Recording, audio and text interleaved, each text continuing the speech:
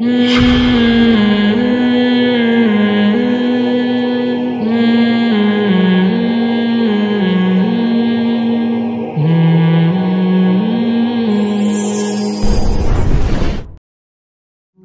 में, कंफ्यूजन में, क्योंकि डिबेट अगर करने पर आ गए ना तो फिर सिखों की अपनी ये राय है। सिख कहते हैं बाल बढ़ाओ, बगलों के बाल भी बढ़ाओ, ज़ेरे-नाफ बाल भी बढ़ाओ। वो एक अपनी दलील देते हैं। वो कहते हैं कि भाई जब हम पैदा हुए थे तो नेचर तो यही है ना कि बाल जब होते हैं उगने तो उगने दो उनको।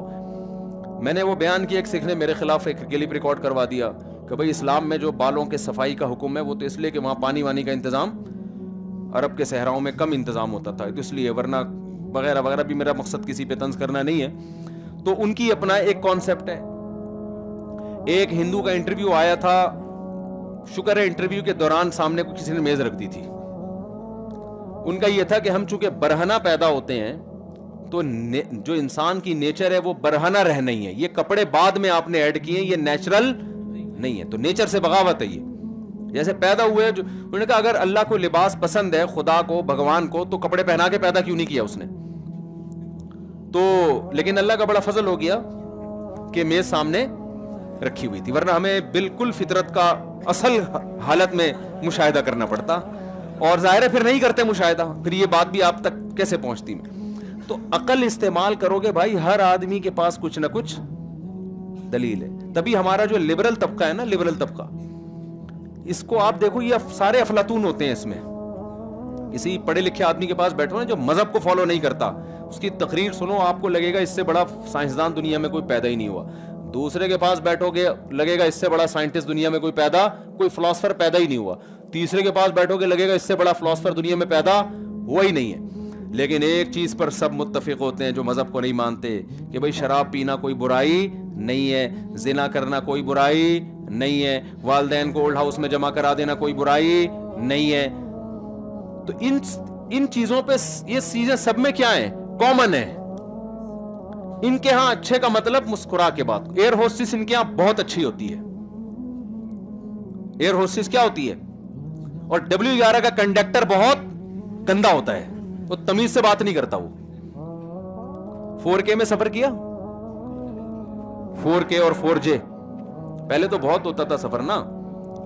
4J में आप सफर करो, अच्छाई और बुराई का अगर क्राइटेरिया है ना, तो 4J और 4K का ड्राइवर और कंडक्टर, आपका दिल करेगा दोनों पे फतवा लगाओगे, दोनों कहां जाएंगे? जहन्नम में जाएंगे। ऐसे ऐसे चला रहा होता है, यूं यूं कर खड़ा कर देगा कहीं बस को, तो पुलिस आएगी उसको चलाने के लिए, चलेगा ही नहीं। चलाएगा तो ऐसे चलाएगा कि आदमी कहेगा खिड़की से ना गिर जाए हम।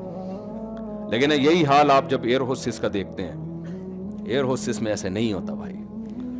एयर होस्टेस कंडक्टर W11 का वो पहले एक दफा तमीज से कहेगा आगे चले जाओ। भाई आगे जगह नहीं है, किधर घुसेड़ रहा है यार तू हमको? जगह होती है नहीं, वो कहेगा जाए। और कितनी मर्जी बस भरी हुई हो, एक दरवाजे से चढ़ेगा, हालांकि पांव रखने की जगह नहीं है। सबसे किराया लेते हुए जेब भी नहीं कटेगी। जेब कुतरे को पता है कि भाई इसकी जेब नहीं काटनी है मैंने,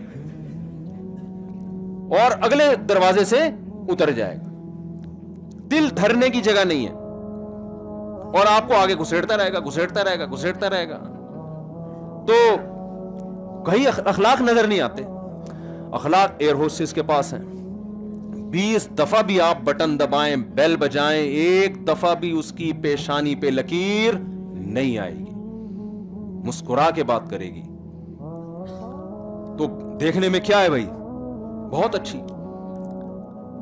लेकिन मैं ये तो भी वो मिसालें दे रहा हूं ना कि अच्छाई बुराई। अभी तो मैं फिर अब बताऊंगा ना कि इस्लाम को अगर फॉलो करना है तो भाई इस्लाम की नजर में अच्छे और बुरे का मैयार वो नहीं है जो हमारी सोसाइटी में है, वो नहीं है। इस्लाम कहीं और से इब्तदा करता है अच्छे और बुरे होने की।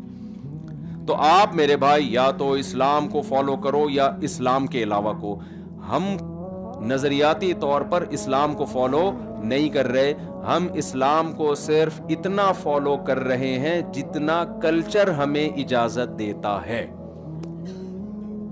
बात समझ में आ रही है कि नहीं आ रही? सिर्फ इतना फॉलो किया जा रहा है जितना कल्चर में फॉलो करने की हमें कल्चर क्या करता है, परमिशन देता है। جہاں کلچر اور اسلام ایک دوسرے کے اگینسٹ آ کے کھڑے ہو جائیں تو پھر ہم کلچر پہلے اسلام بعد میں. تو ہماری جو بھائی جو محنت ہو رہی ہے وہ یہ سمجھانے کے لیے ہو رہی ہے کہ اسلام کو کلچر پہ فوقیت دو. سمجھ رہے ہو کہ نہیں سمجھ رہے؟ تو اسلام آپ کے لیے بہت بڑی نعمت ہے, کنفیوژن ختم کر رہا ہے آپ کی. جب ہم مسلمان, دیکھو الحمدللہ اللہ کا فضل ہے, کوئی تعریف کی بات نہیں ہے, آپ بھی آنکھوں سے بھی پتہ چل جاتا ہے. میں شراب الحمدللہ نہیں پیتا. کیوں نہیں پیتا بھائی؟ کبھی آپ نے اس کی گہرائی میں غور کیا؟ آپ بھی نہیں پیتے, آپ بھی نہیں پیتے, کبھی غور کیا کیوں نہیں پی رہے؟ اس لیے کہ ہمارے باپ دادا نے یہ بحث ہی نہیں کی کہ پینی چاہیے کہ نہیں پینی چاہیے. بھائی ہم مسلم ہیں, اس قرآن میں کیا ہے؟ حرام ہے, ختم. غیر مسلموں کا یہ بحث ہوتی ہے, یار اگر پینے میں زیادہ پیو تو نشہ آتا ہے تو اس سے ٹکر کا خطرہ ہوتا ہے تو تھوڑی پی لو. یہ ان کے یہاں ہے نا بھائی, اتنی پیو تبھی. ان کے ہاں یہ ہوتا ہے کہ بھائی پائلٹ کا بھی پہلے ٹیسٹ ہوتا ہے کہ زیادہ تو نہیں پی لی. پتا چلا کہ جہاز لے جانا تھا آپ نے, سوئٹزرلینڈ لے کے جانا تھا, اور آپ کوئٹہ میں اتار دیا آپ نے, کراچی میں اتار دیا آپ نے, لاہور میں اتار دیا آپ نے. اب کیا کریں, بہت سے چٹکلے بہت پرانے ہو گئے لیکن بار بار سنانے کا دل کرتا ہے. وہ ایک ٹریول ایجنٹ نے, پاکستان میں پیسے کھاتے ہیں نا ٹریول ایجنٹ, پہلے لانچ کے ذریعے جایا کرتے تھے, تو ایک آدمی نے ٹریول ایجنٹ کو پیسے دیے, بھائی مجھے تو قطر میں اتار دے, یا مجھے جو ہے نا عمان میں اتار دے, عمان میں. تو وہ گھما کے نا سمندر میں گوادر پہ اتار دیا اس کو. اب سمندر میں جا کے نہیں پتہ چلتا کہاں رہے, ریگستان پہ اتارا, بولا اب تو خود ہی عمان نکل جا. اب وہ ریگستان میں عمان تلاش کر رہا ہے, یار ہے کدھر. ایک بندہ ملا کہ یار عمان کدھر, اس نے کہا پتہ نہیں, میں تو خود قطر میں گھوم رہا ہوں. اس نے کہا میں کہاں گھوم رہا ہوں. تو ہو سکتا ہے ٹریول ایجنٹ نے زیادہ پی لی ہو, کیا خیال. تو غیر مسلموں کے ہاں جو ہے نا کہ شراب بھائی ایکچولی اتنے تو ٹینشن ختم کرنے کے لیے ٹھیک ہے اور اتنی لیگل ہے. ان کے ہاں حلال و حرام کا معیار کیا ہے کہ لیگل ہے. انلیگل نہ کی کرو, لیگل میں کوئی حرج نہیں ہے. جب گورنمنٹ نے آپ کو پرمیشن دی ہے تو لیگل ہے.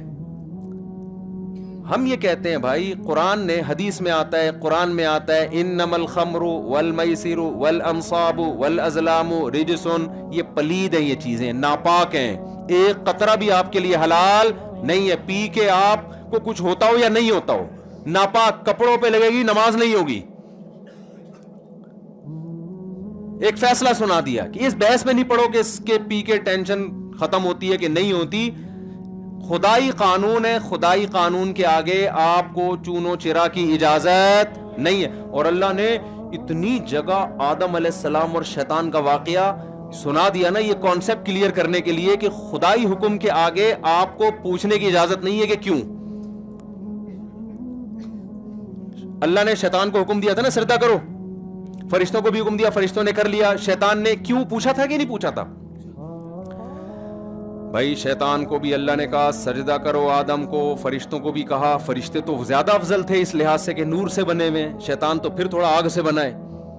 تو فرشتوں نے کہا کہ ہم سجدہ نہیں کریں گے, فرشتوں نے سجدہ کر لیا. فسجد الملائکۃ کلہم اجمعون, سب کے سب نے. شیطان نے نہیں کیا. شیطان نے کہا کہ جو جیسے آج کل جو ہمارا لبرل طبقہ ہے نا, جب شریعت کا کوئی حکم آتا ہے تو پھر وہ ایکچولی کر کے کہ ایکچولی داڑھی تو اس دور میں تھی, ایکچولی وہ تو یوں تھا, ایکچولی وہ جو تھا نا وہ جو موسیقی ناجائز ہے اسلام میں, ایکچولی وہ تو یوں تھی. اور پردہ تو ایکچولی اس وجہ جیسے غامدی صاحب اللہ تعالیٰ ان کو ہدایت دیں, وہ ایکچولی کر کے پورا اسلام کا بیڑا 2-4 احکام رہ گئے ہیں آخر میں. جو جناب پروفیسر غامدی صاحب جس طرح کا اسلام مارکیٹ میں لا رہے ہیں نا, ایک آدھی ٹوپی چھوڑی سی رہ جائے گی ٹیشو پیپر, اور 2-4 بس چیزیں رہ جائیں گی, باقی پورا اسلام کیا ہو جائے گا, وہ سارا ایکچولی کر کے. ابھی ان کا لیٹسٹ فتویٰ آیا کہ نیل پالش لگی ہو تو بھی وضو ہو جائے گا. صحیح ہے نا. اور قیاس دیکھو کہاں سے کیا جا رہا ہے کہ موزوں پہ نبی نے مسح کیا ہے تو اس میں بھی مسح کر لیں آپ. بھائی قیاس کی شرائط ہوتی ہیں, قیاس میں یہ نہیں ہوتا کہ کہیں کی چیز اٹھا کے آپ کہیں لگا دیں, ایسے نہیں ہوتا. یہ اصول فقہ جو مدارس میں پڑھایا جاتا ہے نا, اس میں قیاس کی شرطیں بتائی جاتی ہیں کہ قیاس کیسے کیا جاتا ہے, کن صورتوں میں جائز ہے, کن صورتوں میں ناجائز ہے. دلالت النص کیا ہوتا ہے, قیاس کیا ہوتا ہے, پوری ڈیٹیل ایسے ہی. ورنہ تو آپ کہیں کی بھی چیز اٹھا کے کہیں لگا دو آپ کہ جی وہ موزوں پہ جب مسح کیا ہے نبی نے, تو موزوں پہ تو 3 انگلیوں سے مسا کیا ہے یوں کر کے, پورے موزے بھی گیلے نہیں کیے. تو کل کوئی پروفیسر اٹھے گا کہے گا کہ نیل پالش پہ آپ مسا بھی پورا ضروری نہیں ہے, ایک ناخن سے بھی یوں کر لیں تو بھی مسا کافی ہے, کیونکہ نبی نے تو 3 انگلیوں سے ساکس پہ مسا, جو چمڑے کے موزے یا اس ٹائپ کے جو بھی موزے ہوتے ہیں ان پہ اس طرح سے مسا, تو کوئی تک نہیں ہے. فتویٰ دیا تھا محترم نے کورونا کے دنوں میں کہ آپ ٹیلی ویژن پہ بھی اقتدا کر سکتے ہیں. بھائی آپ فتویٰ دینے سے پہلے سوچیں تو صحیح, ٹیلی ویژن پہ کیسے اقتدا ہوگی؟ جماعت تو تمام فقہا کا یہ فتویٰ ہے, اجماع ہے کہ صفوں میں اتصال ضروری ہے. جماعت اس کو تھوڑی کہتے ہیں کہ آدھے آدمی امریکہ میں آدھے یہاں. اب اس کا فتویٰ دیتے ہوئے انہوں نے سوچا نہیں, ایک بندے نے صحیح کلاس لی کہ انہوں نے کہا اچھا اس کا مطلب امام کھڑا ہوا ہے اسلام آباد میں اور آپ اقتدا کر رہے ہیں کراچی میں, تو کراچی بیت اللہ کے قریب ہے, اسلام آباد کیا ہے دور ہے. تو آن لائن میں تو یہ بھی صورت پیش آئے گی کہ مقتدی 1000 کلومیٹر آگے ہیں, 1500 کلومیٹر, اور امام 1500 کلومیٹر پیچھے ہے. تو یہ جو جدید فتوے مارکیٹ میں آ رہے ہیں نا, اول نظر میں یہ بڑے اٹریکٹیو لگتے ہیں, لیکن یہ کھوکھلے ہوتے ہیں, ان کے پیچھے مضبوط بات نہیں ہوتی. تو یہ جو چلا آ رہا ہے نا سلسلہ پراپر, جب تک مفتی نہ بن جائے کوئی اس سے پہلے اس کو فتویٰ دینے کی اجازت نہیں ہے. ہر فیلڈ میں ماہرین ہوا کرتے ہیں, اور یہ جو صحابہ کرام کے دور میں شروع میں تو یعنی وہاں بھی ایسا نہیں تھا کہ ہر ایک کو فتویٰ دینے کی اجازت ہو, چند مخصوص صحابہ تھے, پھر ان صحابہ میں ان کے تابعین میں مخصوص لوگ تھے, تو مخصوص طبقہ ہی. لوگ کہتے ہیں نا دین پر کوئی اجارہ داری نہیں ہے, یہ مولوی ٹھیکیدار بنے ہوئے ہیں, اجارہ تو ایسے تو میڈیکل سائنس پہ بھی کسی کی اجارہ داری نہیں ہے, لیکن اجارہ داری نہ ہونے کا مطلب یہ ہے کہ جو چاہے ڈاکٹر بن جائے. آپ یہ کہیں کہ میڈیکل سائنس پہ کسی کی اجارہ داری نہیں ہے لہذا جو چاہے صحت کے ٹوٹکے بیان کرنا شروع کر دے, یہ غلط ہے. اجارہ داری نہیں ہے, جو چاہے ڈاکٹر بن جائے تو بنے ڈاکٹر بھائی جو.